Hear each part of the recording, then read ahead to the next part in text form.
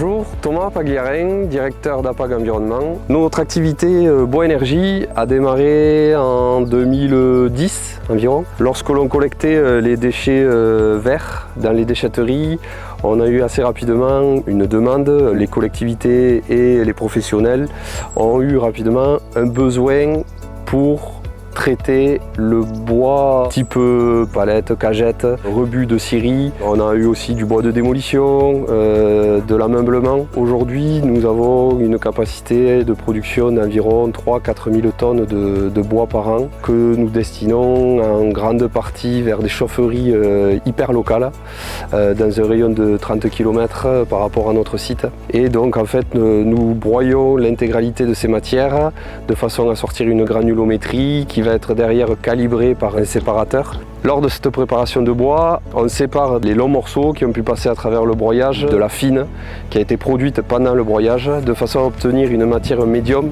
qui est vraiment très appréciée par les différentes chaufferies que nous fournissons. Ce bois-là va être exempt de métaux, étant donné que nous avons un système de déferraillage, et de plastique par l'intermédiaire d'un aspirateur à plastique. Tous les déchets végétaux qui entrent sur le site sont réceptionnés via le pont bascule.